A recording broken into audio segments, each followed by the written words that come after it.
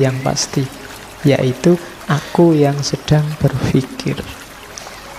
Kalau ini tidak bisa dibantah. Kalau ini dibantah, lah tadi yang meragukan mimpi, meragukan Tuhan, setan, dan macam-macam tadi siapa kalau bukan kita? Kenapa? Keraguan itu kan ada tadi. Berarti yang meragukan juga ada. Jadi aku berpikir, maka aku ada. Jadi awal mulanya di situ. Jadi ini dasar refleksi. Ini titik awal, bukan puncaknya. Titik awal untuk berefleksi berarti I think dan I doubt. Aku berpikir dan aku yang meragukan. Terus dari situ nanti muncul turunannya. Jangan salah, aku berpikir maka aku ada. Itu nanti masih ada selanjutnya, efeknya, kesimpulan logis selanjutnya dari aku yang berpikir. Oke. Pertanyaannya selanjutnya kan, dari mana kok tiba-tiba ada aku yang berpikir? Asal-usulnya kok aku bisa berpikir tadi dari mana? Kemampuan berpikir itu dari mana? Pertanyaannya kan itu. Jawabannya dekat. Disitulah nanti ada namanya innate ideas. Kita itu lahir, di kepala kita ada gagasan-gagasan bawaan. Jadi kita lahir itu ndak blank. Ada kemampuan-kemampuan, ide-ide bawaan, antara lain bahwa kita bisa berpikir. Jadi manusia itu kan pasti dia bisa berpikir, itu bawaan sudah. Tidak harus kuliah filsafat, tidak harus kuliah logika, tidak harus belajar ilmu mantek. Manusia yang waras itu pasti bisa berpikir.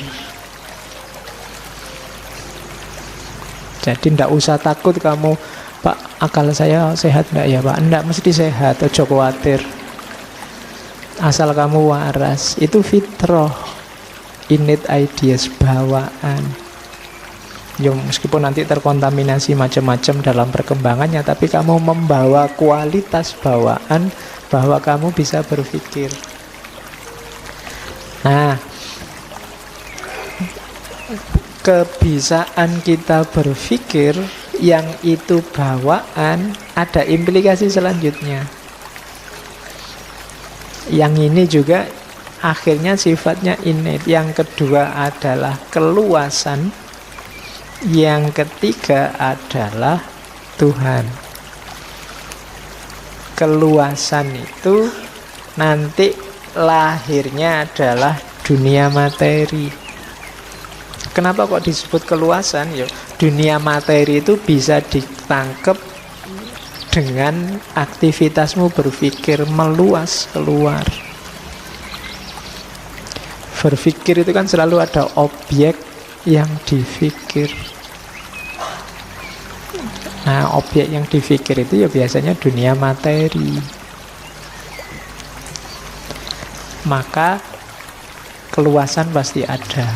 Yang ketiga, Tuhan. Loh, kok ujuk-ujuk nyampe ke Tuhan, Pak? Dengan orang berpikir, kalau di bukunya Descartes itu, orang sadar bahwa selama ini dia belum sempurna. Berpikir, menemukan kebenaran, terus lebih sempurna. Tapi kan besok semakin berkembang pikiranmu, tambah sempurna lagi. Tapi kan masih belum juga sempurna. Wong kita manusia terbatas, tapi kita merasa mentok.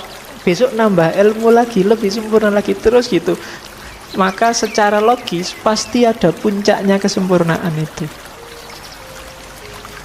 Nah, dari situ ketemulah gagasan tentang Tuhan. Jadi ringkesnya berarti apa? Paling tidak ada 3 kepastian. Aku yang berpikir, keluasan yang difikirkan.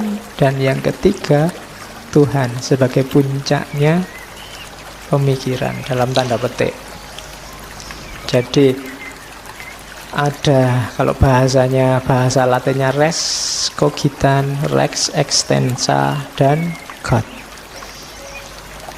Jadi ini jenisnya innate ideas. Tiga hal ini kalau di Descartes disebut substansi.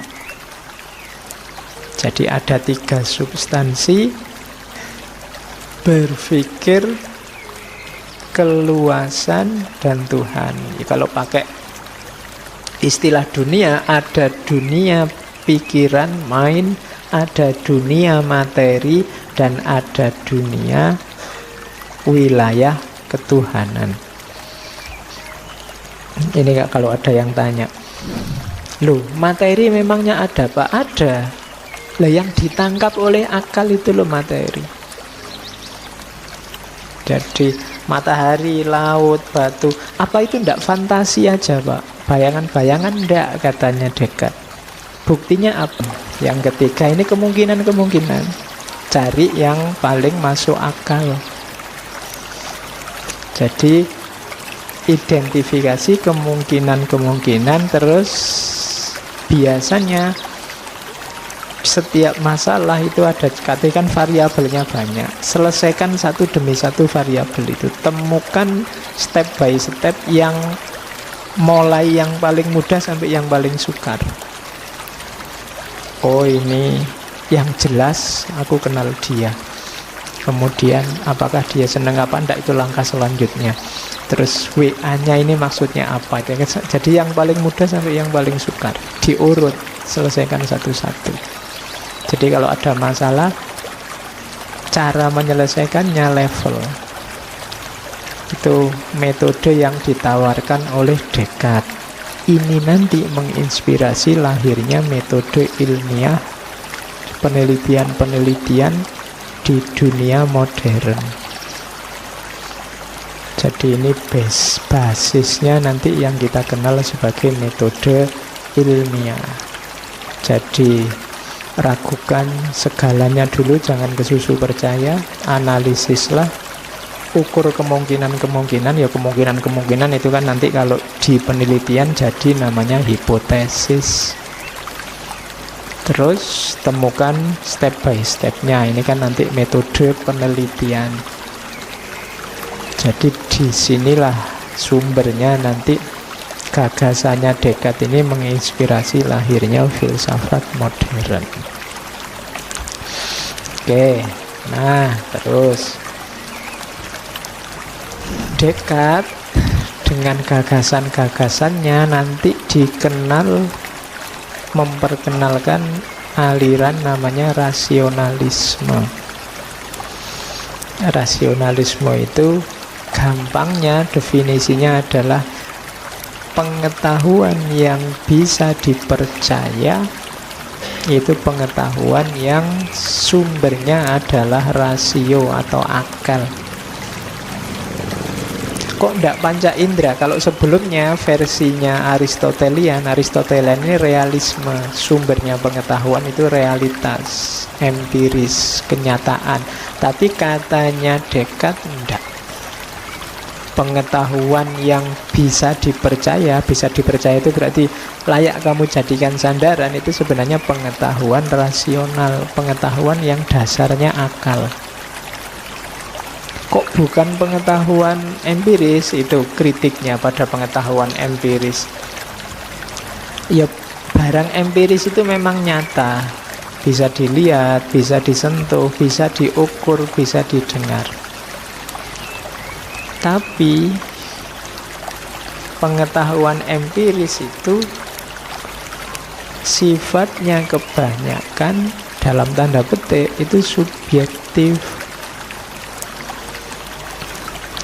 Jadi subjektif itu, bayangkan misalnya kamu mimpi itu kan rasanya kayak beneran. Begitu kamu bangun ternyata enggak beneran.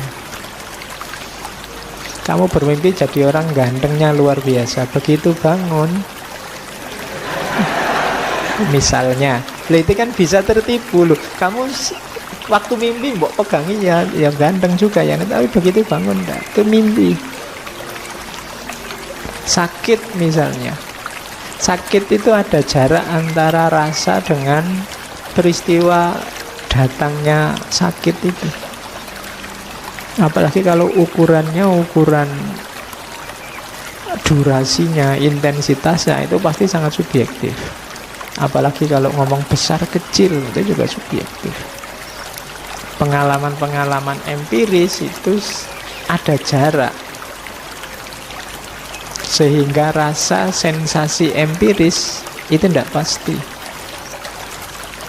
Jadi orang tidak bisa ngukur kenyataan hanya berdasar empiris. Tapi kalau akalnya terlibat, tidak. Kayak dulu waktu kecil, kamu SD kan dikasih contoh pensil yang dimasukkan ke air.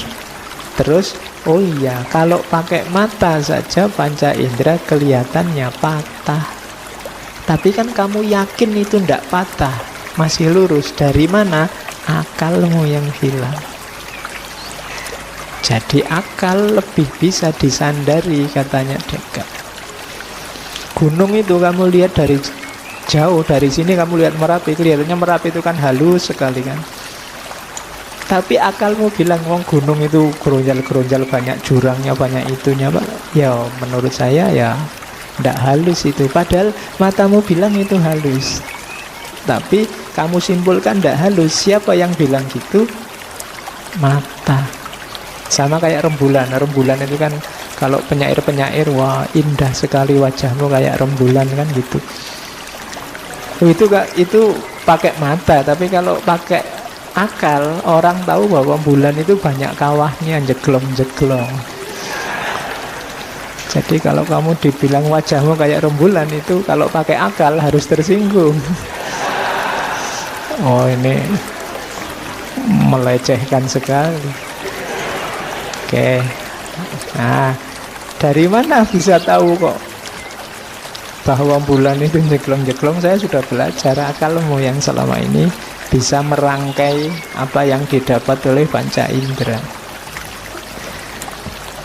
Jadi katanya Descartes, enggak, rasio lebih bisa disandari. Kenapa kok bukan realitas di luar rasio panca indera? Realitas panca indera itu dikonstruksi oleh pikiran. Tergantung pikiran. Jadi pikiranmu sedang apa itu kan berpengaruh terhadap pencerapan panca inderamu. Kalau kamu sedang ngantuk ikut ngaji ini, mungkin ya yang kamu serap beda. Yang kamu lihat apa, yang lain lihat apa. Indah tidak indah itu kan urusannya mata, tapi sebenarnya yang kerja akal. Halus atau tidak halus, tangan ini kan cuma merasakan sensasi. Yang menyimpulkan halus atau tidak akal. Jadi katanya Descartes, enggak, rasio lebih kuat. Nanti kita lihat sampai belakang akan kelihatan di mana kuatnya rasio. Oke, sekarang kita mulai berfilsafat. Jadi prinsipnya rasional, meragukan. Sekarang saatnya mengejar kebenaran dengan bekal akal. If you would be a real seeker after truth, it is necessary that at least one in your life you doubt as far as possible all things. Kalau engkau ingin jadi pencari kebenaran yang sejati, maka seharusnya setidaknya sekali dalam hidupmu engkau ragukan segala sesuatu sejauh engkau mampu. Rumusnya ini, ragukan segala sesuatu sejauh engkau mampu. Sak kuatmu wis, coba kamu analisis semua hal dalam hidupmu, coba kamu uji, kamu ragukan. Dari situ nanti kuncinya kamu menemukan kebenaran. Jadi tidak boleh manut saja, tidak boleh ikut saja, kejar sendiri kebenaranmu. Karena kadang-kadang mungkin kebenaran versi mereka tidak selalu cocok dengan kebenaran versimu. kejar itu kebenaran. Mulailah nanti yang dilakukan oleh Descartes di tulisannya. Kalau ini argumen meditasi yang pertama dari bukunya Descartes, Dream Argument. Semuanya diragukan, termasuk paling dasar, termasuk hidup ini. Hidup ini nyata atau tidak? Yang pertama dijadikan argumen oleh Descartes adalah mimpi. Katanya Descartes, aku sering merasakan banyak hal sama persis seperti yang aku rasakan dalam mimpi. Tidak ada tanda pasti untuk membedakan mimpi atau sadar. Pertanyaannya, apa jaminannya bahwa detik ini kita tidak sedang mimpi?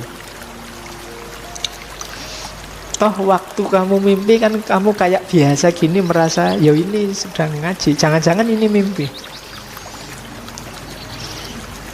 Itu nanti di salah satu kitabnya Ghazali ada ilustrasi itu. Jangan-jangan hidup ini mimpi. Sebagaimana kamu sadar dari mimpi terus, oh alah ternyata nangis-nangis tadi malam itu aku cuma mimpi toh. Besok jangan-jangan setelah kamu meninggal dibangkitkan, kamu baru sadar dunia yang jungkir balik kayak gini ini ternyata cuma mimpi. Itu ilustrasinya Ghazali. Kesadaranmu di alam barzah besok sama kayak kesadaranmu setelah bangun dari tidur. Nah, cuma Descartes tidak di situ, cuma concernnya apa jaminannya bahwa malam ini kita ngaji ini bukan mimpi. Sementara waktu kita mimpi kan kamu juga tidak bisa membedakan ini nyata apa mimpi. Atau jangan-jangan saya sedang mimpi ngisi ngaji padahal ini bukan aku, tapi kalian mimpi sebagai aku. Kan kadang-kadang bisa begitu. Kamu kan kadang mimpi jadi orang lain, mimpi jadi siapa, melakukan apa. Jadi mungkin kamu mimpi sebagai Jokowi terus kamu gayamu kayak presiden, wong cuma mimpi. Atau jangan-jangan Jokowi sedang mimpi jadi kamu sekarang. Jadi sebenarnya yang di depanku ini bukan kamu, tapi Jokowi, cuma dia sedang mimpi jadi kamu. Cuma kamu tidak sadar. Bisa begitu. Ya kalau di bukunya ada ilustrasi Dream Argument itu, ini kupu-kupu yang mimpi jadi manusia atau manusia yang mimpi jadi kupu-kupu, itu susah dibedakan. Gitu. Ya mungkin kamu pernah mimpi bisa terbang jadi kayak burung, itu kan, itu burung yang mimpi jadi manusia apa manusia yang mimpi jadi burung? Itu susah dibedakan. Itu namanya Dream Argument. Mempertanyakan dasar realitas hidup ini. Jadi ternyata bahkan hidup kita yang paling nyata bisa dipertanyakan. Apa iya? Kamu sudah bela-belain tawuran, bela-belain bikin berita bohong, bela-belain capek bikin hoax setiap hari, alah ternyata mimpi. Ternyata kita hari ini sedang mimpi, tidak serius. Nah, itu serangan pertama, serangan meditasi pertama dari René Descartes. Apa sih buktinya bahwa hidup kita ini nyata? Ya rasanya nyata Pak. Apa-apa saya alami persis. Saya haus ya minum, lapar ya makan, tidur. Loh, padahal dalam mimpi ya persis begitu. Kamu ya ada laparnya, ada hausnya, ada pingin ke WC juga. Nanti kalau pipis terus jadinya ngompol itu kan. Tapi persis itu, kamu tidak bisa membedakan. Makanya kalau ngalami yang sangat seneng apa tidak seneng kan terus coba dicubit, jangan-jangan mimpi. Ya kalau saya tidak usah dicubit, nanti kalau bangun beneran kan tidak enak. Mimpi apa ya aku siang ini kok dapat rezeki luar biasa. Coba dicubit, tidak usah dicubit, nanti kalau bangun beneran hilang rezekinya. Cuma tidak bisa membedakan kamu antara mimpi dan tidak mimpi. Jadi argumen pertama dari Descartes itu dream argument. Terus argumen kedua untuk menggugat realitas, namanya deceiving God argument dan evil demon argument. Jangan salah, Descartes ini sangat religius. Ya, dia percaya Tuhan dengan gaya dan argumennya sendiri. Katanya Descartes, kita akan percaya ada Tuhan yang maha kuasa. Dengan kekuasaannya, Allah bisa membuat kita tertipu. Tuhan bisa membuat kita tertipu. Bahkan tentang pengetahuan-pengetahuan matematis yang sangat jelas, kita mungkin keliru. Kan ada doanya itu kan, makanya kita berdoa arinal haqqo haqqo. Allah bisa yang benar itu ditampakkan jadi salah, atau sebaliknya salah jadi benar. Yang nyata jadi semu, yang semu jadi nyata. Kan kita percaya begitu. Apa jaminannya bahwa yang kita anggap nyata dan benar hari ini sebenarnya tidak atas kuasanya Allah? Kamu tidak bisa jawab mesti, katanya Descartes. Jadi kalau kamu percaya Allah berarti lebih rumit lagi. Tidak ada jaminan bahwa yang kamu lihat, kamu rasakan, kamu indra hari ini itu persis apa adanya seperti yang kamu lihat dan kamu rasakan. Seandainya kamu jawab, tidak mungkin Pak Allah begitu, masa Allah mau bikin trik misalnya. Oke deh kalau bukan Allah, kamu percaya setan kan? Nah, itu evil demon. Setan kan bisa menggelincirkanmu. Yang benar, yang nyata jadi seolah-olah baik dan jadi seolah-olah jelek dan fiktif. Itu gayanya setan kan bisa begitu, menggelincirkan. Apa jaminannya bahwa hari ini kamu tidak sedang tergelincir, tidak sedang tertipu? Ya makanya kayak tadi ya, jangan lupa doa arinal haqqo haqqo itu. Tidak ada jaminannya. Jadi yang kamu anggap benar bisa saja salah, yang kamu anggap salah ternyata benar, mungkin saja. Kenapa? Wong Allah bisa membolak-balikkan pandanganmu. Atau kalau tidak, setan aja bisa menggelincirkanmu kok. Loh, kalau orang sedang terbolak-balik hatinya atau tergelincir kan ya pastinya dia tidak sadar, tetap merasa dirinya benar. Wong yang korupsi, yang narkoba aja bisa merasa dirinya benar kok. Dari mana? Terbolak-baliknya pandangan. Jadi tidak ada jaminan yang kamu anggap nyata pasti benar hari ini itu pasti benar. Jadi ini refleksi selanjutnya dari seorang Descartes. Ini langsung menyerang dasar kenyataan hidup kita. Makanya saya bilang tadi, hanya orang-orang pemberani yang berani masuk ke ranah ini. Tapi nanti kita lihat penyelesaiannya Descartes. Oke ya. Jadi atas dasar mimpi, atas dasar keimanan kita pada Tuhan, atau kepercayaan kita ada makhluk namanya setan yang menggelincirkan, paling tidak karena ada tiga ini kan, kebenaran kenyataan hidup bisa dipertanyakan. Maka katanya Descartes, kalau kita meragukan segalanya, apakah itu dunia material sama dunia spiritual, wah berarti semua tidak bisa dipercaya Pak. Iya, tapi kalau kamu sudah begitu, kamu akan sampai pada titik ada sesuatu yang bisa dipercaya, pasti. Ini paling dasar. Apa itu yang pasti bisa dipercaya? Ada kamu yang sedang meragukan. Itu pasti. Tadi kan semua kamu ragukan. Nah, ada yang pasti, kamu yang sedang meragukan ini pasti ada. Dasarnya itu. Berarti apa? Oh, sekarang kita punya landasan dari semua kebenaran tadi. Seandainya semua kita ragukan, masih ada satu hal yang pasti, yaitu kita yang sedang meragukan, kita yang sedang berpikir tentang kebenaran tadi. Ini pasti ada, berarti pasti benar. I think, I doubt, aku yang meragukan, aku yang berpikir, menunjukkan dia pasti ada. Wong yang berpikir tadi tentang Tuhan kah, tentang mimpi kan, berarti kan ada yang sedang berpikir. Berarti ini pasti ada. Aku yang berpikir ini pasti ada. Nah, karena pemikiran pasti ada, berarti aku juga pasti ada. Aku yang berpikir juga ada. Nah, dari situ keluarlah adagium yang sangat terkenal dari Descartes, bahwa I think therefore I am, cogito ergo sum, sepong dong sesuai. Jadi aku berpikir berarti aku ada. Seandainya semua hal tadi kita ragukan, termasuk kenyataan hidup, masih ada satu yang pasti, yaitu aku yang sedang berpikir. Kalau ini tidak bisa dibantah.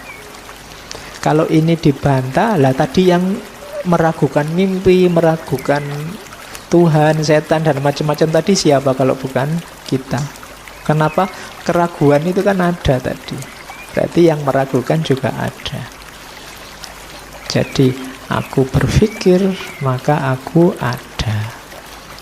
Jadi awal mulanya di situ.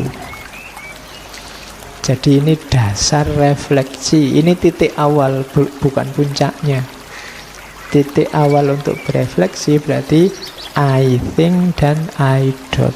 Aku berpikir dan aku yang meragukan. Pernyataan misalnya, coba cek pernyataan ini tentang apa, unsurnya apa saja. Baik itu politik, budaya, sosial, ekonomi, coba cek variabel-variabelnya. Kalau sudah, lacak kemungkinan-kemungkinan dari masalah itu. Oh, ini mungkin maksudnya A. Oh, ini mungkin maksudnya B. Oh, ini mungkin maksudnya C. Ini kemungkinan-kemungkinan.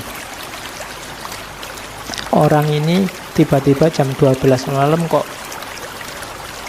WA terus tanya sudah tidur apa belum, misalnya, itu kan masalah. Iya. Loh, pertama analisis variabelnya. Ini yang ngirim dia, kenal baru sebulan, rumahnya jauh di sana. Terus itu dianalisis. Terus kemungkinan-kemungkinan. Yang pertama mungkin iseng, mungkin dia lagi nganggur malam-malam gini. Yang kedua mungkin dia sedang punya kuota bonus yang baru eman-eman kalau nggak dihabiskan. Yang ketiga, ini kemungkinan-kemungkinan. Cari yang paling masuk akal. Jadi identifikasi kemungkinan-kemungkinan. Terus biasanya setiap masalah itu ada, katakan variabelnya banyak, selesaikan satu demi satu variabel itu. Temukan step by step, yang mulai yang paling mudah sampai yang paling sukar. Oh, ini yang jelas aku kenal dia. Kemudian apakah dia senang apa enggak, itu langkah selanjutnya. Terus WA-nya ini maksudnya apa. Jadi yang paling mudah sampai yang paling sukar, diurut, selesaikan satu-satu. Jadi kalau ada masalah, cara menyelesaikannya level. Itu metode yang ditawarkan oleh Descartes. Ini nanti menginspirasi lahirnya metode ilmiah, penelitian-penelitian di dunia modern. Jadi ini basisnya nanti yang kita kenal sebagai metode ilmiah. Jadi ragukan segalanya dulu, jangan kesusu percaya, analisislah, ukur kemungkinan-kemungkinan. Ya kemungkinan-kemungkinan itu kan nanti kalau di penelitian jadi namanya hipotesis. Terus temukan step by stepnya. Ini kan nanti metode penelitian. Jadi disinilah sumbernya nanti gagasannya Descartes ini menginspirasi lahirnya filsafat modern. Oke, nah terus Descartes dengan gagasan-gagasannya nanti dikenal, memperkenalkan aliran namanya rasionalisme. Rasionalisme itu gampangnya definisinya adalah pengetahuan yang bisa dipercaya, itu pengetahuan yang sumbernya adalah rasio atau akal. Kok tidak panca indera? Kalau sebelumnya versinya Aristotelian ini realisme, sumbernya pengetahuan itu realitas, empiris, kenyataan. Tapi katanya Descartes tidak. Pengetahuan yang bisa dipercaya itu berarti layak kamu jadikan sandaran, itu sebenarnya pengetahuan rasional, pengetahuan yang dasarnya akal. Kok bukan pengetahuan empiris? Itu kritiknya pada pengetahuan empiris. Ya, barang empiris itu memang nyata, bisa dilihat, bisa disentuh, bisa diukur, bisa didengar. Tapi pengetahuan empiris itu sifatnya kebanyakan dalam tanda petik itu subjektif. Jadi subjektif itu, bayangkan misalnya kamu mimpi itu kan rasanya kayak beneran. Begitu kamu bangun ternyata enggak beneran. Kamu bermimpi jadi orang gantengnya luar biasa. Begitu bangun, misalnya, itu kan bisa tertipu loh. Kamu waktu mimpi mbok pegangi ya ganteng juga ya, tapi begitu bangun enggak, itu mimpi. Sakit misalnya, sakit itu ada jarak antara rasa dengan peristiwa datangnya sakit itu. Apalagi kalau ukuran durasinya, intensitasnya itu pasti sangat subjektif. Apalagi kalau ngomong besar kecil itu juga subjektif. Pengalaman-pengalaman empiris itu ada jarak, sehingga rasa sensasi empiris itu tidak pasti. Jadi orang tidak bisa ngukur kenyataan hanya berdasar empiris. Tapi kalau akalnya terlibat, tidak. Kayak dulu waktu kecil, kamu SD kan dikasih contoh pensil yang dimasukkan ke air. Terus, oh iya, kalau pakai mata saja panca indera kelihatannya patah. Tapi kan kamu yakin itu tidak patah, masih lurus. Dari mana? Akalmu yang hilang. Jadi akal lebih bisa disandari, katanya Descartes. Gunung itu kamu lihat dari jauh, dari sini kamu lihat Merapi, kelihatannya Merapi itu kan halus sekali kan. Tapi akalmu bilang, wong gunung itu geronjal-geronjal, banyak jurangnya, banyak itunya, Pak. Ya menurut saya ya tidak halus itu. Padahal matamu bilang itu halus. Tapi kamu simpulkan tidak halus. Siapa yang bilang gitu? Mata. Sama kayak rembulan. Rembulan itu kan kalau penyair-penyair, wah indah sekali wajahmu kayak rembulan kan gitu. Itu pakai mata. Tapi kalau pakai akal, orang tahu bahwa bulan itu banyak kawahnya, jeglong-jeglong. Jadi kalau kamu dibilang wajahmu kayak rembulan, itu kalau pakai akal harus tersinggung. Oh, ini melecehkan sekali. Oke. Nah, dari mana bisa tahu kok bahwa bulan itu jeglong-jeglong? Saya sudah belajar, akalmu yang selama ini bisa merangkai apa yang didapat oleh panca indera. Jadi katanya Descartes, ndak, rasio lebih bisa disandari. Kenapa kok bukan realitas di luar rasio panca indera? Realitas panca indera itu dikonstruksi oleh pikiran, tergantung pikiran. Jadi pikiranmu sedang apa itu kan berpengaruh terhadap pencerapan panca inderamu. Kalau kamu sedang ngantuk ikut ngaji ini, mungkin ya yang kamu serap beda. Yang kamu lihat apa, yang lain lihat apa. Indah tidak indah itu kan urusannya mata, tapi sebenarnya yang kerja akal. Halus atau tidak halus?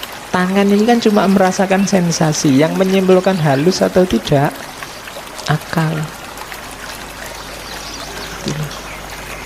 Jadi katanya Descartes, enggak, rasio lebih kuat. Nanti kita lihat sampai belakang akan kelihatan di mana kuatnya rasio. Oke, sekarang kita mulai berfilsafat. Jadi prinsipnya rasional, meragukan. Sekarang saatnya mengejar kebenaran dengan bekal akal. If you would be a real seeker after truth, it is necessary that at least one in your life you doubt as far as possible all things. Kalau engkau ingin jadi pencari kebenaran yang sejati, maka seharusnya setidaknya sekali dalam hidupmu engkau ragukan segala sesuatu sejauh engkau mampu. Rumusnya ini, ragukan segala sesuatu sejauh engkau mampu. Sak kuatmu wis, coba kamu analisis semua hal dalam hidupmu, coba kamu uji, kamu ragukan. Dari situ nanti kuncinya kamu menemukan kebenaran. Jadi tidak boleh manut saja, tidak boleh ikut saja, kejar sendiri kebenaranmu. Karena kadang-kadang mungkin kebenaran versi mereka tidak selalu cocok dengan kebenaran versimu. Kejar itu kebenaran. Mulailah nanti yang dilakukan oleh Descartes di tulisannya. Kalau ini argumen meditasi yang pertama dari bukunya Descartes, Dream Argument. Semuanya diragukan, termasuk paling dasar, termasuk hidup ini. Hidup ini nyata atau tidak? Yang pertama dijadikan argumen oleh Descartes adalah mimpi. Katanya Descartes, aku sering merasakan banyak hal sama persis seperti yang aku rasakan dalam mimpi. Tidak ada tanda pasti untuk membedakan mimpi atau sadar. Pertanyaannya, apa jaminannya bahwa detik ini kita tidak sedang mimpi?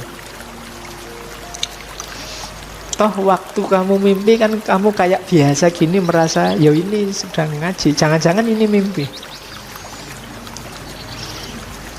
Itu nanti di salah satu kitabnya Ghazali ada ilustrasi itu. Jangan-jangan hidup ini mimpi. Sebagaimana kamu sadar dari mimpi terus, walah ternyata nangis-nangis tadi malam itu aku cuma mimpi toh. Besok jangan-jangan setelah kamu meninggal dibangkitkan, kamu baru sadar dunia yang jungkir balik kayak gini ini ternyata cuma mimpi. Itu ilustrasinya Ghazali. Kesadaranmu di alam barzah besok sama kayak kesadaranmu setelah bangun dari tidur. Nah, cuma Descartes tidak di situ, cuma concernnya apa jaminannya bahwa malam ini kita ngaji ini bukan mimpi. Sementara waktu kita mimpi kan kamu juga tidak bisa membedakan ini nyata apa mimpi. Atau jangan-jangan saya sedang mimpi ngisi ngaji padahal ini bukan aku, tapi kalian mimpi sebagai aku. Kan kadang-kadang bisa begitu. Kamu kan kadang mimpi jadi orang lain, mimpi jadi siapa, melakukan apa. Jadi mungkin kamu mimpi sebagai Jokowi terus kamu gayamu kayak presiden, wong cuma mimpi.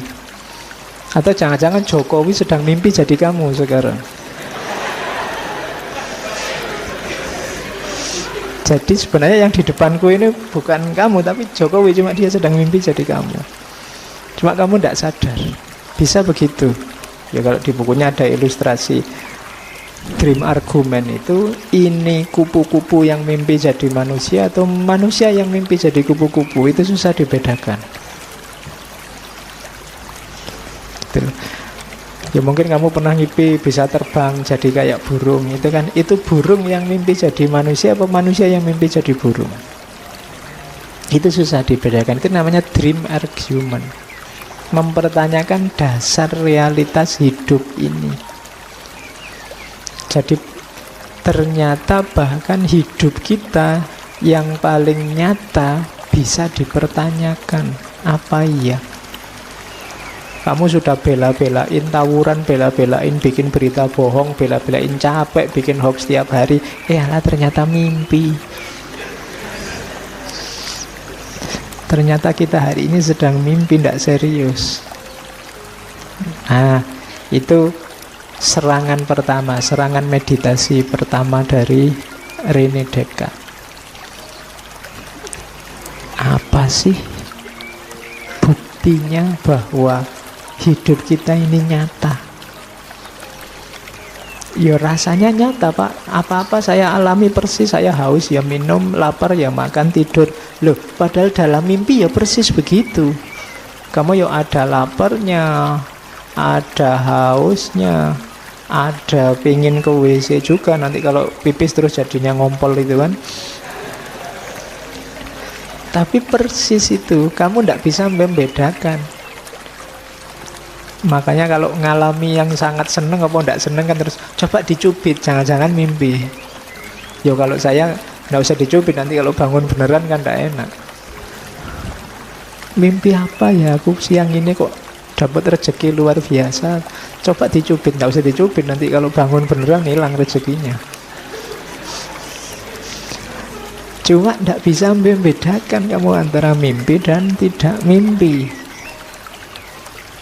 Jadi argumen pertama dari Descartes itu dream argument. Terus argumen kedua untuk menggugat realitas, namanya deceiving God argument dan evil demon argument. Jangan salah, Descartes ini sangat religius. Ya, dia percaya Tuhan dengan gaya dan argumennya sendiri. Katanya Descartes, kita akan percaya ada Tuhan yang maha kuasa.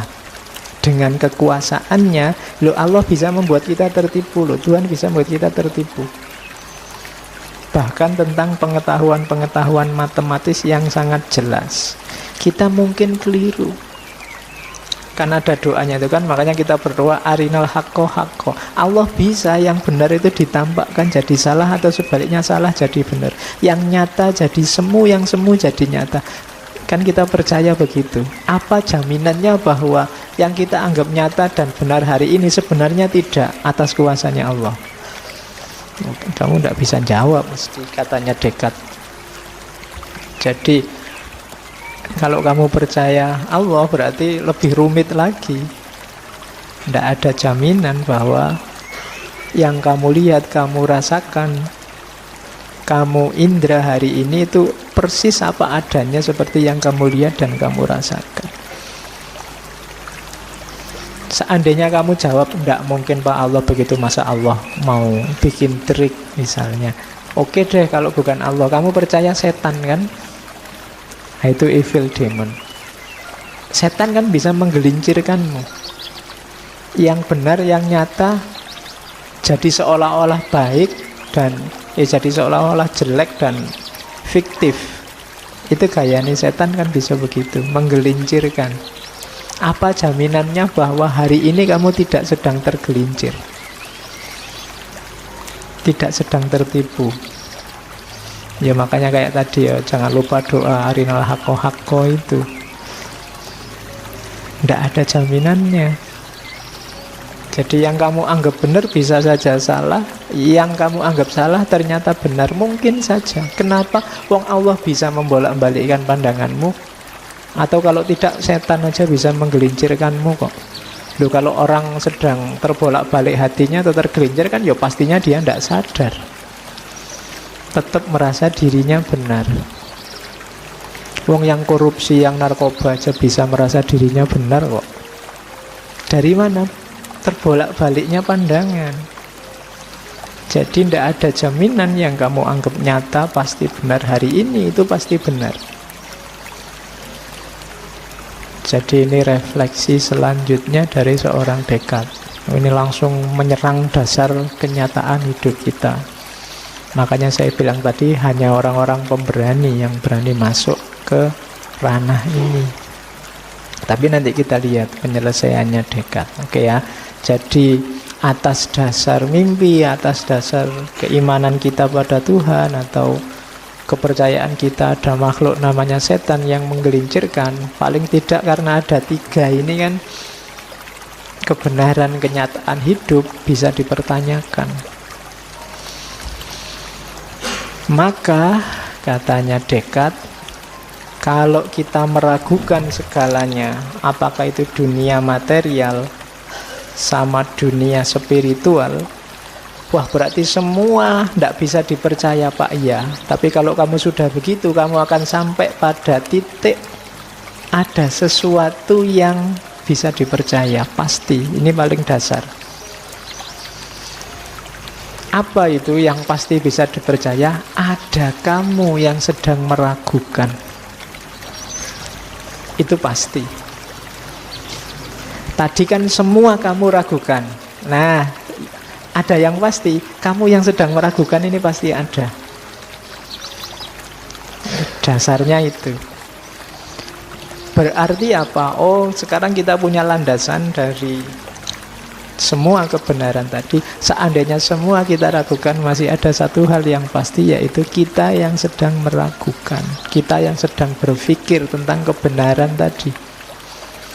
Ini pasti ada, berarti pasti benar. I think, I doubt, aku yang meragukan, aku yang berpikir, menunjukkan dia pasti ada. Wong yang berpikir tadi tentang Tuhan kah, tentang mimpi kan, berarti kan ada yang sedang berpikir.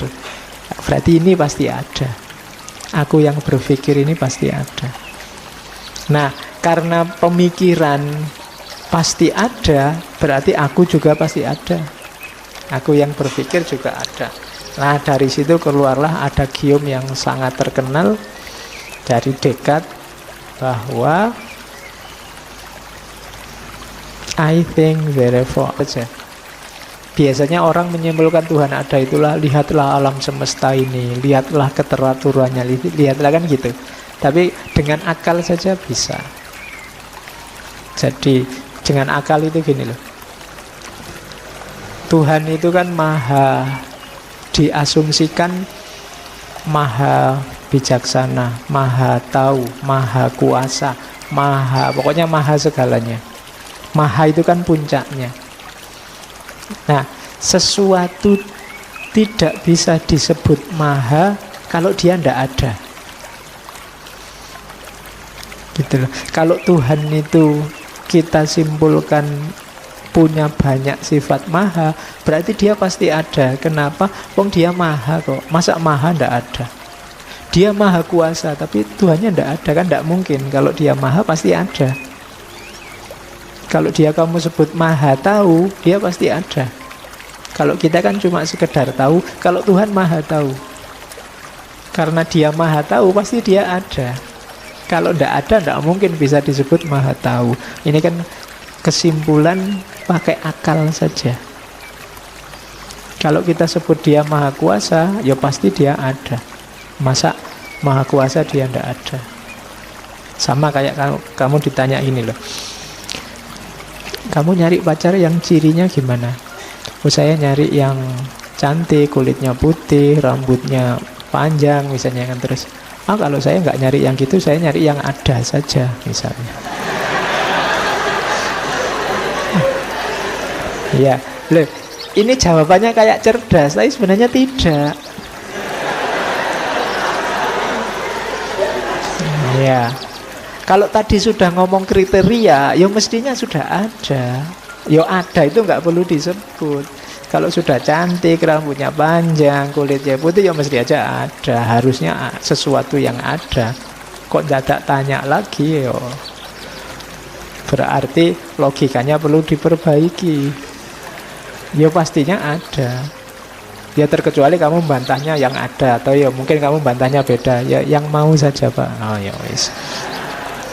Jadi cantik, kulitnya putih, rambutnya panjang, dan mau. Nah, kalau ini masuk akal. Ya. Tapi kalau dan ada itu malah tidak sinkron secara logis. Kamu sudah ngomong kriteria kok masih dibahas adanya. Nah, Tuhan juga begitu. Kamu sudah ngomong ciri-ciri, bahkan dia puncaknya segalanya, masa ndak ada? Secara logis ya pastinya ada. Argumen semacam ini namanya argumen ontologis. Membuktikan Tuhan hanya dengan dasar logika saja. Jadi pakai logika saja, ya kesimpulannya Tuhan pasti ada. Oke. Jadi engkau yang berpikir itu pasti ada, realitas sekelilingmu juga pasti ada, dan Tuhan juga pasti ada. Nah, ini dasar substansi untuk kamu melakukan refleksi selanjutnya.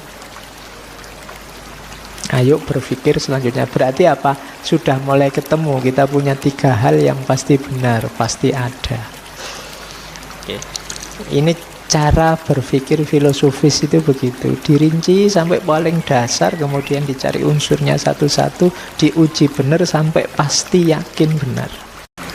Ini quotes-nya dari Descartes tentang prinsip hidupnya, motonya. Jadi katanya Descartes, I desire to live in peace and to continue the life I have begun under the motto to live where you must live unseen. Ini motonya. Padahal dia orang terkenal, orang masyhur, tapi motonya untuk hidup dengan baik, kamu harus hidup unseen, tidak dikenal. Kalau kamu dikenal orang, susah hidupmu. Jangan salah, mungkin banyak di antara kita yang cita-citanya jadi orang terkenal. Ingat-ingatlah, terkenal itu membuatmu sumpek. Maka motonya Descartes itu, to live well you must live unseen. Must I advance. Saat aku terlindung, tertopengi, tidak ada yang tahu, aku berkembang sebagai diriku sendiri pastinya. Tapi kalau banyak orang itu kan kamu harus mencocokkan macam-macam. Mau ngaji ke sini aja kan ya harus membayangkan di sana situasinya kayak gimana. Aku harus berangkat jam berapa, pakai baju yang gimana, duduknya nanti kira-kira sebelah mana. Itu kan kamu menata macam-macam. Kenapa? Karena ada orang lain dan kamu dikenal. Apalagi di sini temenmu banyak, itu kan kamu mendadak juga, wah nanti ada dia yang cerewet, nanti ada dia yang terus kamu kan menata strategimu sendiri. Tapi kalau tidak ada yang kenal, santai saja. Hari ini 1-2 mungkin mahasiswa banyak yang kenal saya, itu kan aku jadi tidak bebas. Mbok saya maunya ke sini tuh ya pakai kaos oblong biasa saja, santai aja. Sambil sarungan kelekaran di sini ngobrol biasa, anu karepku kan ngono. Tapi kan tidak bisa. Karena kalau saya gitu besok pagi mesti masuk WA, Facebook, terus populer di mana-mana sarungnya. Iya. Oke, dan tidak dikenal itu enak. Makanya tadi ada fase di hidupnya Descartes dia uzlah, menjauh, tidak dikenal. Bahkan nanti di beberapa buku ada yang menyebut jangan-jangan Descartes ini mata-mata, karena bisa nyamar, bisa tidak dikenal orang. Meskipun kalau katanya Descartes sendiri yo kepentingannya ilmu, refleksi. Bagi yang suka meditasi, suka refleksi, suka kontemplasi, gayanya Descartes bisa ditiru. Life unseen, tidak terlihat orang. Kalau kamu sedang sendirian, tidak ada orang kan kamu bebas. Mau ngapain aja boleh, mau joget-joget, mau dangdutan kan tidak apa-apa. Tapi kalau banyak orang kan kamu mikir-mikir. Itu moto.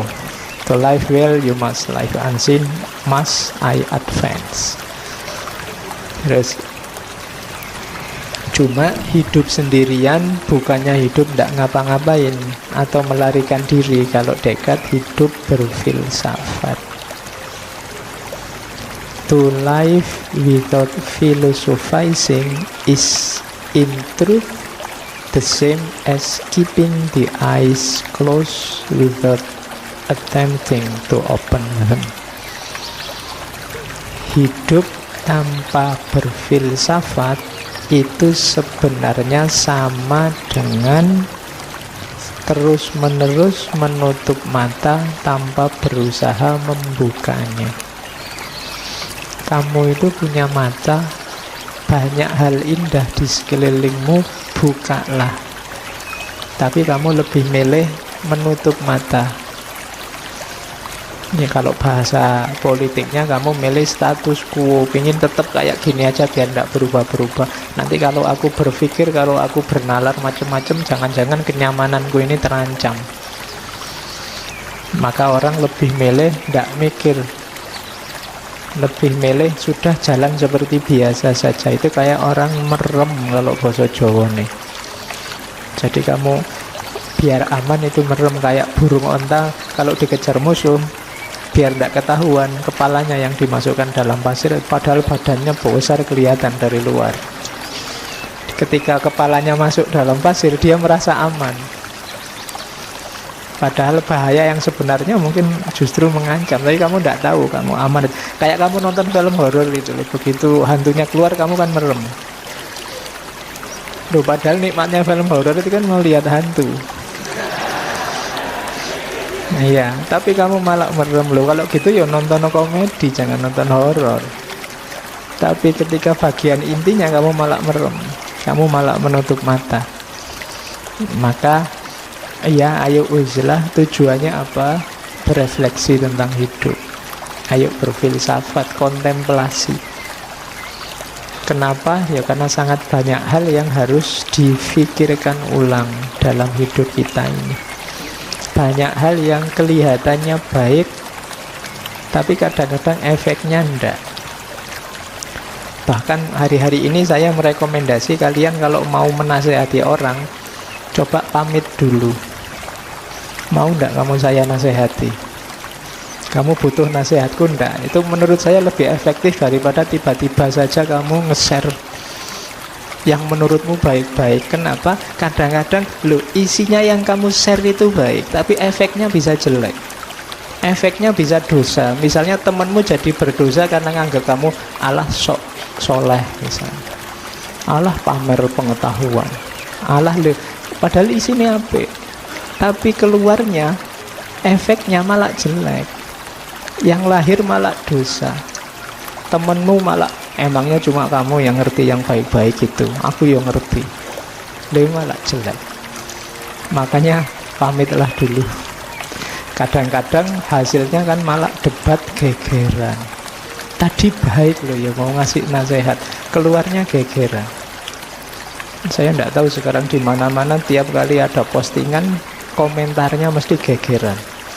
Tentang apa saja, wong yo biasa-biasa, tentang sepak bola saja ya komentari gegeran, tentang apa saja gegeran. Jangan salah kalau pakai bahasanya Ghazali, apa yang kamu biasakan itu akan membentuk karaktermu, meskipun mungkin awalnya iseng. Banyak kan mungkin di antara kalian ngomentari apa, mancing isu aja biar rame kan gitu kadang-kadang. Tapi jangan salah, kalau terus-terusan begitu akan jadi watakmu, watak polemik, watak gegeran. Kalau itu jadi watak, kalau teori psikologi lama itu kan lama-lama terinternalisasi, dia berpengaruh pada struktur bahkan ke DNA-mu. Kalau DNA-mu polemik, besok kamu mewariskan itu pada anak turunmu. Jadi anak turunmu ya senengannya gegeran. Dipancing sidik ngamuk, kenapa? Warisannya bapak. Kalau ada rame-rame seneng, kalau sepi sumpek, rame gegeran. Maka hati-hati ya, jangan dibiasakan yang menurutmu tidak baik, tidak penting, tidak ada gunanya. Jangan dihabitkan, jangan dijadikan kebiasaan, karena itu terinternalisasi dalam dirimu. Lo yang kayak gini-gini itu namanya philosophizing, berefleksi tentang hidup. Ternyata tidak semua yang kelihatannya baik itu efeknya, pengaruhnya juga baik. Oke, itu contoh nih. Makanya to live without philosophizing is in truth the same as keeping the eyes closed. Jangan merem. Jangan merem itu kan kayak orang tidak mau tahu, tidak mau peduli. Pokoknya menurutku yang baik dan benar ya ini. Jangan begitu. Kamu punya mata, kamu punya akal. buka matamu, jernihkan akalmu. Oke, itu yang kedua. Jadi yang pertama tadi ada prinsip jangan terlibat terlalu banyak di dunia ramai, ayo berfilsafat. Nah, rumus pertama sekarang untuk berfilsafat apa? Dubium sapiente initium. What is the origin of wisdom?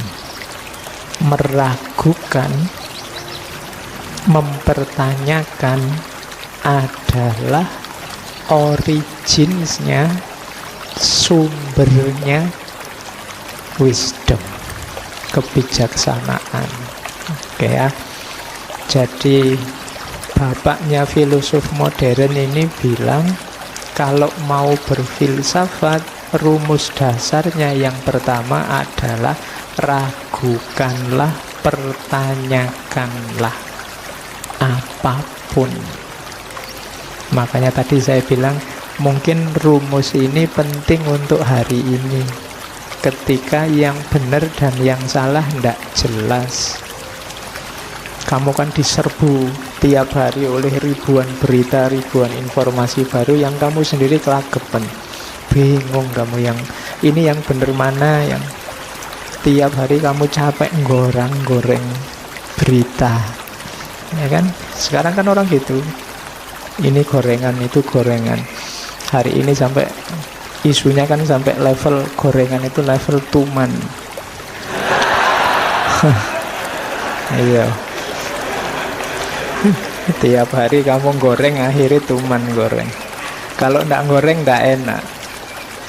Dan gorengnya kan tipikal, kalau dari grup sana digoreng biar kelihatan jelek terus, kalau yang dari grup sini dikelola biar kelihatan baik terus.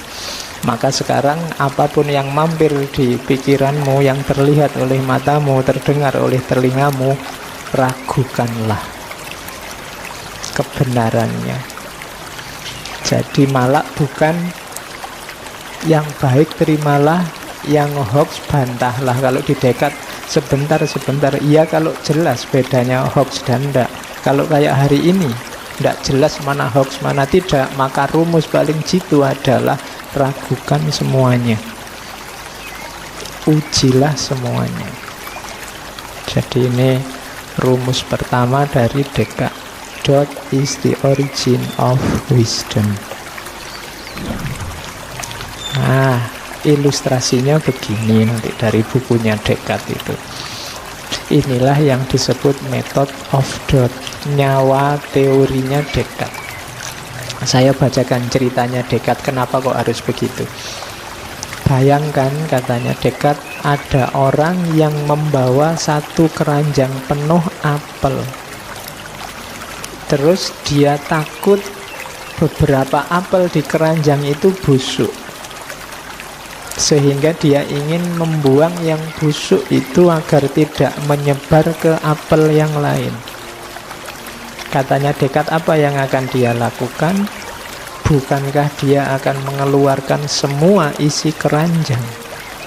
Kalau kamu bawa apel sak keranjang dan bagimu ada beberapa apel yang busuk, cara untuk mengambil apel yang busuk gimana? Mencari yang busuk gimana? Bukankah semua isi keranjang kamu tumpahkan, terus kamu cari yang busuk? Selanjutnya, bukankah ia akan mengamati setiap apelnya, lalu mengembalikan ke dalam keranjang apel yang masih bagus dan meninggalkan apel yang busuk? Dengan cara yang sama, katanya Descartes, mereka yang belum pernah berfilsafat secara serius, memiliki beragam pandangan dalam pikirannya yang ia masukkan sejak kanak-kanak, dan pasti ia juga percaya dan menganggap beberapa pandangannya ada yang keliru. Kita kan sejak kecil dijejali mungkin jutaan informasi, kamu punya banyak sekali pendapat. Kalau saya tanya, yang ada di kepalamu itu bagus semua, benar semua, baik semua, atau ada yang jelek, ada yang tidak benar? Pasti kamu akan jawab, yo ada pak, 1-2 yang jelek, 1-2 yang tidak benar. Berarti apa? Yo kayak apel dalam keranjang tadi. Kalau kamu berusaha memisahkan pandangan yang salah, agar tidak mengacaukan pikirannya orang lain, cara terbaik yang dapat ia lakukan adalah menolak semua yang ia anggap benar sebagai belum pasti atau salah, lalu ia telaah satu-satu dan akhirnya mengambil semua yang terbukti benar dan tidak diragukan lagi. Berarti caranya apa? Kayak apel tadi, ditumpahkan semua, dipilih mana yang busuk, mana yang baik. Pikiranmu juga begitu, karena menurutmu ada beberapa yang salah, keliru, katanya Descartes. Ya sudah, tumpahkan semua sekarang. Ya tumpahkan itu bukan berarti dibuang. Pikiran bukan materi yang bisa dibuang, tapi berarti apa? Uji semua. Kenapa? Karena kayak apel busuk itu kan nular. Pikiran yang baik jejer pikiran yang jelek, itu kemungkinan besar yang tertulari yang baik jadi jelek.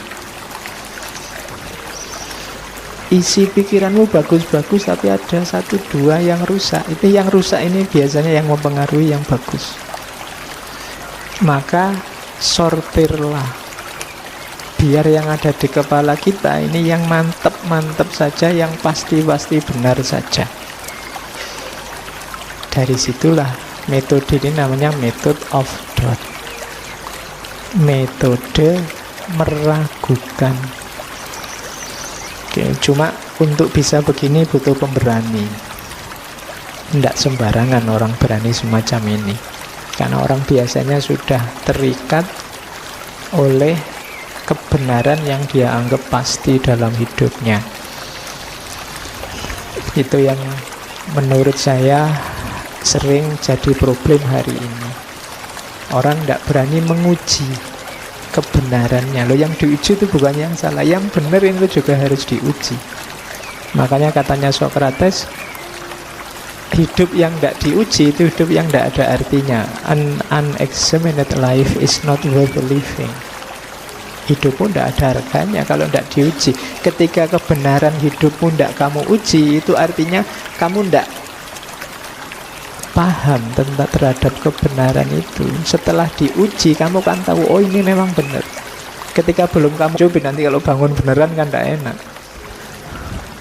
Mimpi apa ya aku siang ini kok dapat rezeki luar biasa. Coba dicubit, tidak usah dicubit, nanti kalau bangun beneran hilang rezekinya. Cuma tidak bisa membedakan kamu antara mimpi dan tidak mimpi. Jadi argumen pertama dari Descartes itu dream argument. Terus argumen kedua untuk menggugat realitas, namanya deceiving God argument dan evil demon argument. Jangan salah, Descartes ini sangat religius. Ya, dia percaya Tuhan dengan gaya dan argumennya sendiri. Katanya Descartes, kita akan percaya ada Tuhan yang maha kuasa.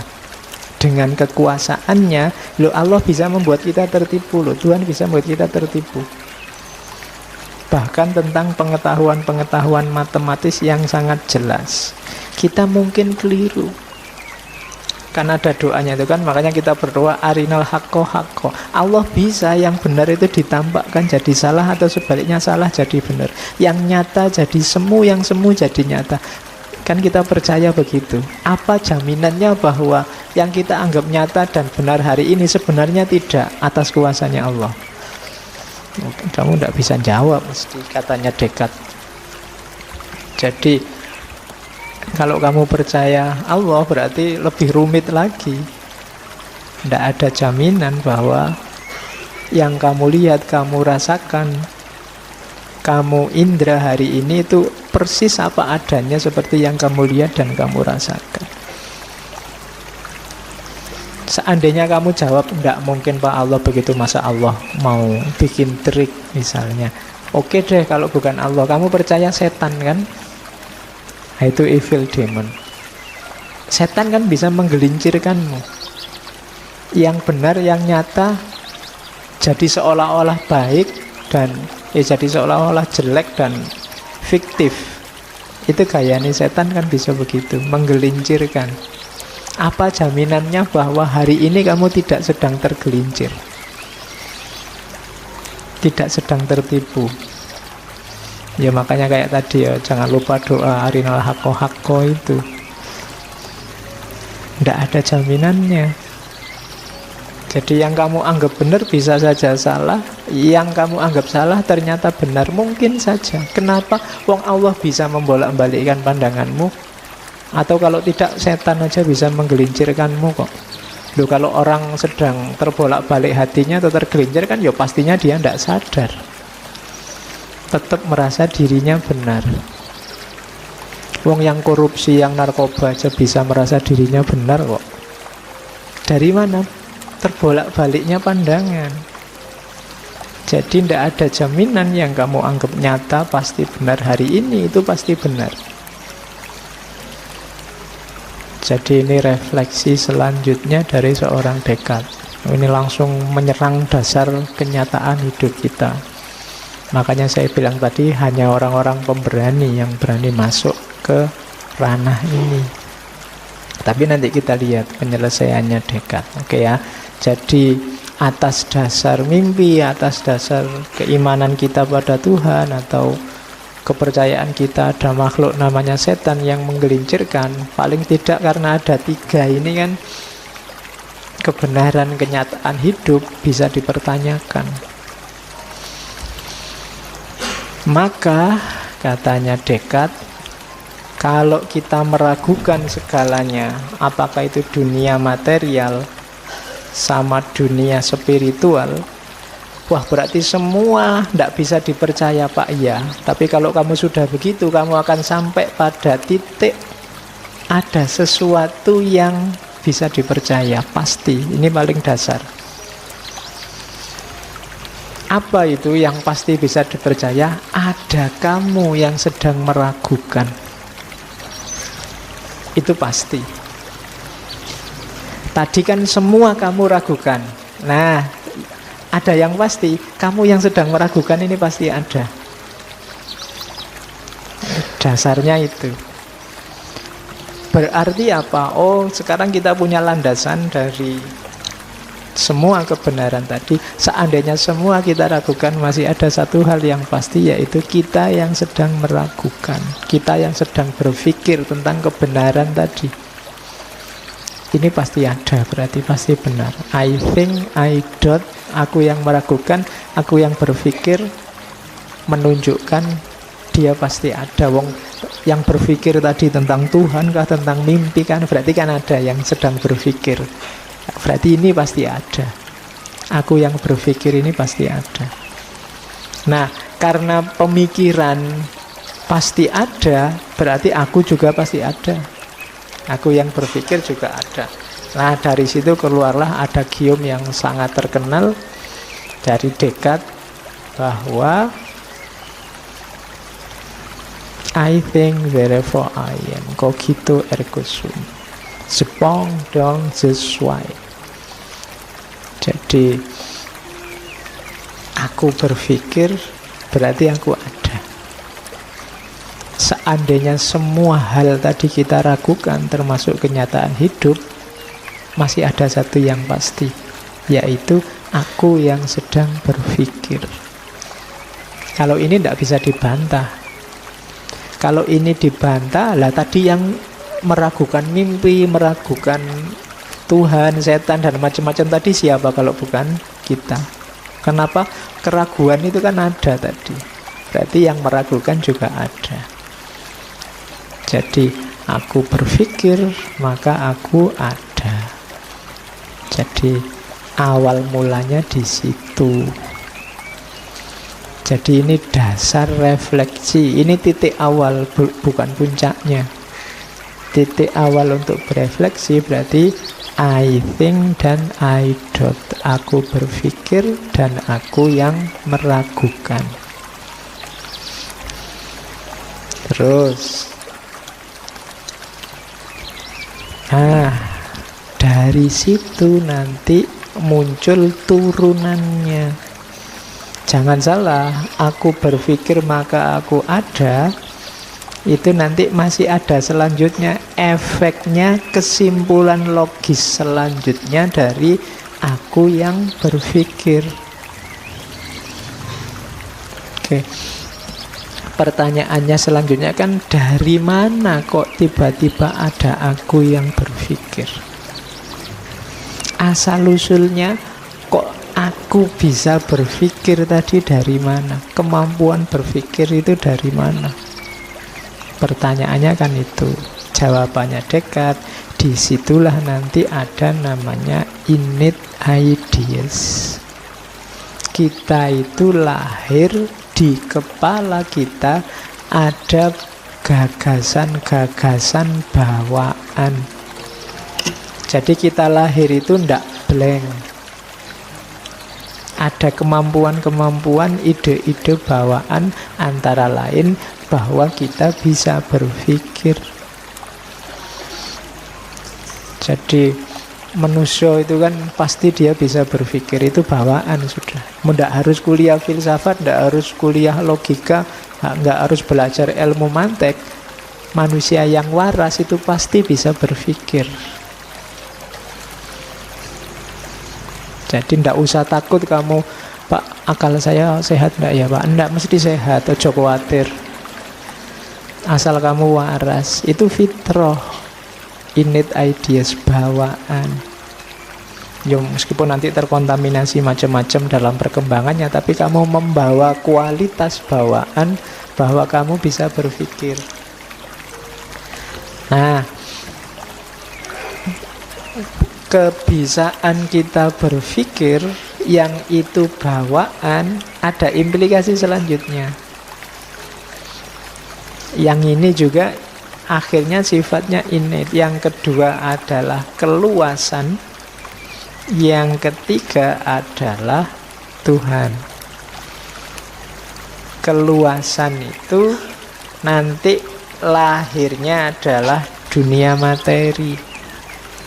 Kenapa kok disebut keluasan? Ya, dunia materi itu bisa ditangkap dengan aktivitasmu berpikir, meluas keluar. Berpikir itu kan selalu ada objek yang dipikir.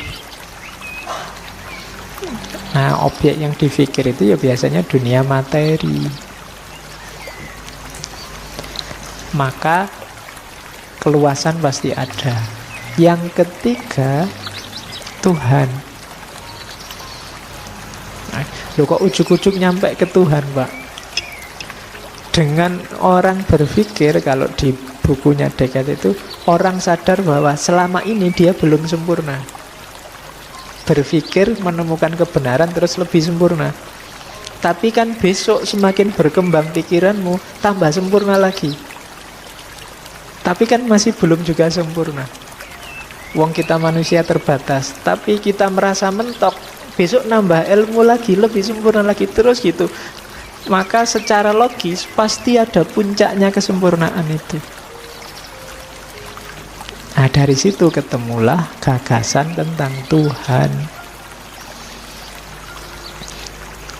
Jadi ringkesnya berarti apa? Paling tidak ada 3 kepastian. Aku yang berpikir, keluasan yang difikirkan, dan yang ketiga Tuhan sebagai puncaknya pemikiran dalam tanda petik. Jadi ada, kalau bahasanya, bahasa Latinnya res cogitan, rex extensa, dan God. Jadi ini jenisnya innate ideas. 3 hal ini kalau di Descartes disebut substansi.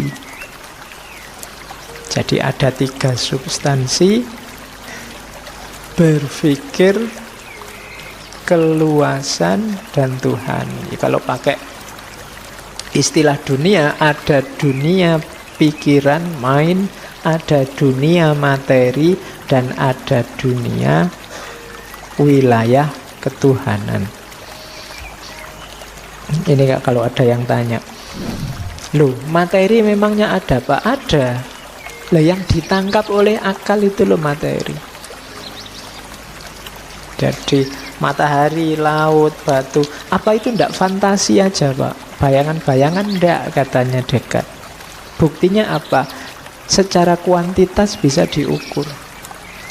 Bisa kamu rasakan panjangnya, lebarnya, luasnya. Setiap orang kalau ngukur kan sama, berarti dia memang ada. Akal bisa menangkap dengan jelas.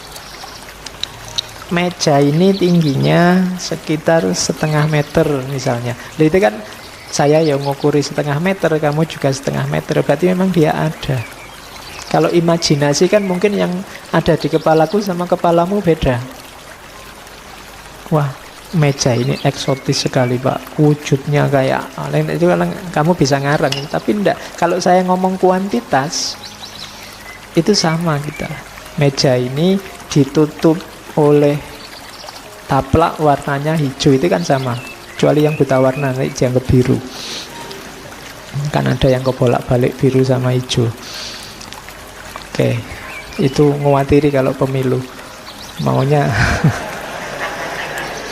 maunya nyoblos warna hijau, kenaknya warna biru nanti.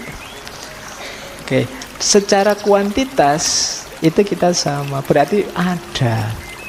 Kuantitas itu kan bisa diukur, besarnya, luasnya, warnanya. Oh, berarti realitas itu tidak diragukan lagi, mantep ada. Dari mana kesimpulan itu? Ya pikiran yang menyimpulkan. Kuncinya tadi kan semua di pikiran, makanya disebut rasionalisme. Berarti aku berpikir itu pasti, realitas juga pasti. Nah, jadi argumennya ini, argumen kuantitas. Kalau realitas, ada lagi satu lagi yang pasti, Tuhan. Jadi Tuhan juga pasti. Kayak tadi loh, di kepala kita disimpulkan pasti ada yang maha sempurna. Kenapa? Yo kita tadi kan tidak sempurna jadi sempurna, tidak sempurna jadi sempurna, pasti ada puncaknya, tidak mungkin tidak ada batasnya. Nah, cuma katanya Descartes, gagasan bahwa ada yang sempurna itu pasti tidak dari manusia sendiri. Kenapa? Karena manusia itu tidak sempurna. Pasti adanya dari Tuhan. Jadi Tuhan itu pasti ada. Argumennya namanya argumen ontologi. Ini balik ke ngaji yang dulu ya. Argumen ontologi itu menyimpulkan Tuhan pasti ada dengan akal saja. Biasanya orang menyimpulkan Tuhan ada itulah, lihatlah alam semesta ini, lihatlah keteraturannya, lihatlah kan gitu. Tapi dengan akal saja bisa. Jadi dengan akal itu gini loh, Tuhan itu kan maha, diasumsikan maha bijaksana, maha tahu, maha kuasa, pokoknya maha segalanya. Maha itu kan puncaknya. Nah, sesuatu tidak bisa disebut maha kalau dia tidak ada. Gitu loh. Kalau Tuhan itu kita simpulkan punya banyak sifat maha, berarti dia pasti ada. Kenapa? Wong dia maha kok. Masa maha ndak ada? Dia maha kuasa, tapi Tuhannya ndak ada kan? Ndak mungkin. Kalau dia maha pasti ada. Kalau dia kamu sebut maha tahu, dia pasti ada. Kalau kita kan cuma sekedar tahu. Kalau Tuhan maha tahu, karena dia maha tahu pasti dia ada.